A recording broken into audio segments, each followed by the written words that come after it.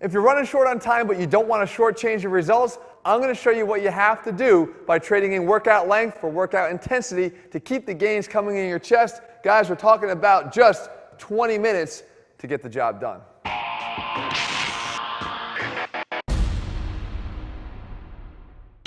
What's up, guys? Jeff Cavalier, ATHLEAN-X.com. Look, we've all been there, short on time, but still long on desire to not miss yet another workout. But what do?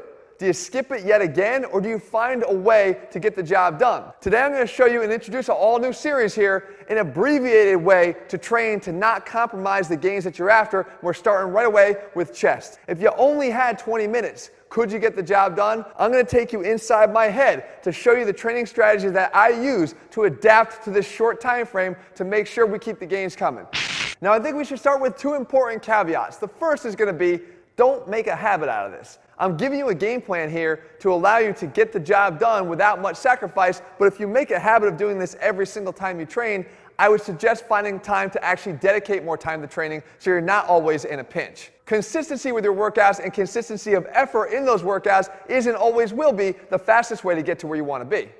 And that brings me to my second important caveat here for this video, and that is one exercise you will not find in this workout is the barbell bench press. And no, not because I don't like it, I just named it my number one exercise of all of our chest exercises. It's the fact that I primarily use this one for building strength. Using this technique, these short, condensed 20-minute workouts are not conducive to maximizing strength. Whether it be the warm-up progressions themselves that take a lot of time for some people, or whether it be the fact that your rest times in between sets are generally going to be 3 minutes on the low end, up to 5 minutes, you simply are going to run out of time before you can even complete, let's say, a 5x5. Not to mention, as you'll see here, we're going to have to drop the weight as we move through this workout. Simply changing plates can take more time than you have available to you, and doing it with dumbbells is going to be that much faster. So the focus of this video is going to be on hypertrophy and how to continue to build muscle in those time crunch limited situations. This is how we get it done.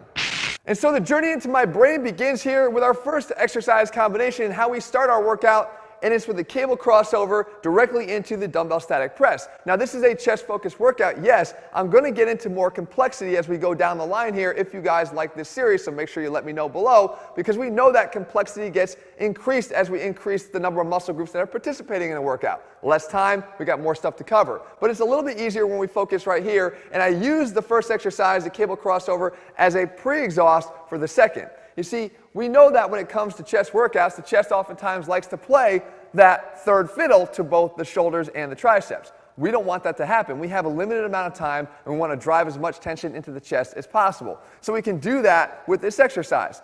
Now, one of the limitations of this exercise is if you go too heavy, it becomes a bit of a core challenge. But we don't have to go heavy here. We can lighten up the load and use this to really focus on letting the chest initiate every single contraction.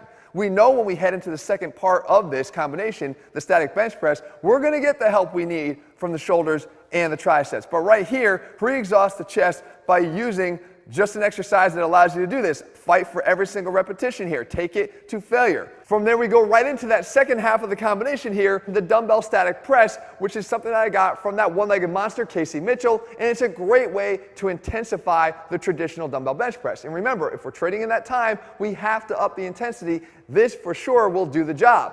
And the best part about this is I don't have to necessarily go right into light weights because I had the pre-exhaust before this. I can still use relatively heavy weights, but make sure that I'm accommodating for those by lowering the repetitions, but still keeping the tension high. The static press does that because, as you can see here, I'm maintaining that high tension position on every single rep. Whether I'm pressing or holding, there's still a lot of tension here. And the slow speed of every repetition is actually pretty forgiving on those rusty shoulders, the guys that need a lot of warm-up, because the slow pace allows you to focus one side at a time. Not to mention, the pre-exhaust before this did have a bit of a warm-up effect on getting you ready to do this second half. And so we take 60 seconds rest after that combination, with the goal being to perform 3 of them to form failure. The first half with a 10 to 12 rep range on the crossover and about 5 repetitions each on the static press.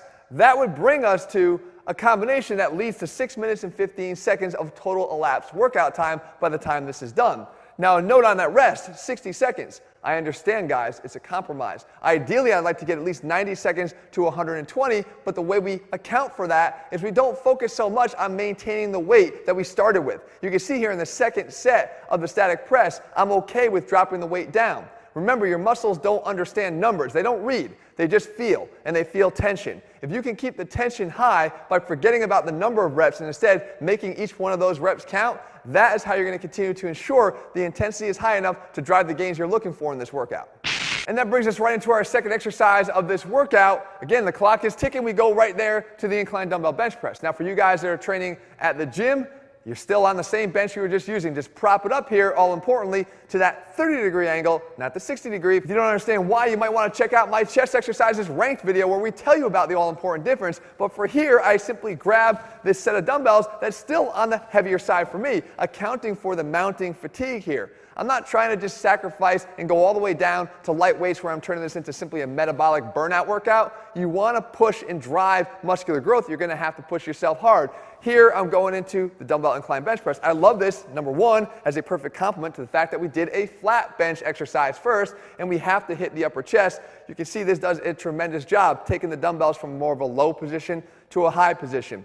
The key here is, again, pushing myself all the way to failure, wherever that is, ranging for about 10 reps per set, but accepting the fact that if I don't get it, it's really all about pushing yourself every set to the end point, to that failure, so you can't get another good form rep. And again, 3 sets to form failure here, with the rest time being 60 seconds once again in between sets, accepting the fact that if you have to drop that weight down further and further, that's okay. Remember, tension. So the idea being, if it took me 35 to 40 seconds to do each one of those sets, when we account for the rest time and the 3 individual sets here, we've now got a total elapsed workout time of 11:15. Time's ticking, but we're looking pretty good right now. Which brings us to our third exercise, which is actually another combination, a bodyweight dip right into a band-assisted dip. 3 sets again to form failure of that combination. So as you can see here, I grab the band and I walk my way over to the dip station. I hang it on the dip handle and I get ready to do my bodyweight dips. Now, my advice here is, I'm already fatigued. If you can do 12 or less dips bodyweight, then just stick with the bodyweight. If you're doing 15, 16, 20 of these, then I would start with weight and drop down to a bodyweight. But for me and for most people, we're probably going to be able to start with bodyweight only and then drop down to the assisted dip. The key here is we're doing 3 of these in a drop set fashion. Instead of doing more sets of dips and having to rest more in between sets, even if we're doing just 60 seconds, there's more inter-set rest periods, which is just simply going to add more and more time to your workout. We don't have time. So I go right from this exercise, taking it to form failure. I simply take that dip band, put it up on both handles, push down, place my knees inside, and there you go. I've got an assisted dip without much rest in between. I'm not looking for a whole hell of a lot of reps in the second half here, but once again, trying to push myself to and through failure, upping the intensity. Yet another technique with this drop set to just push myself beyond what I'm comfortable with. This is how we're going to drive these gains when time isn't on our side. Once again, push until I can't do any more. I take my 1-minute rest in between sets. Again, a 60-second total there, about 30 seconds on each half there. Now we're up to 17 minutes and 15 seconds for our total elapsed workout time. But we still got time left. We got one more thing we can do. In that case, I switch to my last exercise, which is the high-low banded crossover. And for this, the workout has already conveniently brought me to my knees with how brutal it's been. I'm in the perfect position to do this exercise. I'm going from that high to low position, getting more of that lower chest, but more importantly, the all-important adduction that we haven't touched since the first exercise when we did the cable crossover as a pre-exhaust. And here my goal is simply just to seesaw back and forth between my left arm and my right arm. This takes about 30 seconds or so for me to just burn out completely. I turn right into the second set. There's no rest. The rest from my right arm is when I'm working my left arm, and the rest from my left arm is when I'm working my right arm. But the fact is, when we seesaw back and forth there, about 30 seconds per side for 3 total sets, we've got 3 additional minutes of work added to the 17-15 for a total elapsed workout time of 20 minutes and 15 seconds. Now look, don't hold me to the exact time. It might take you 19 minutes and 45 seconds or 20 minutes and 45 seconds. The fact is, it's a damn fast workout, and it's going to get you the gains you're looking for without compromise.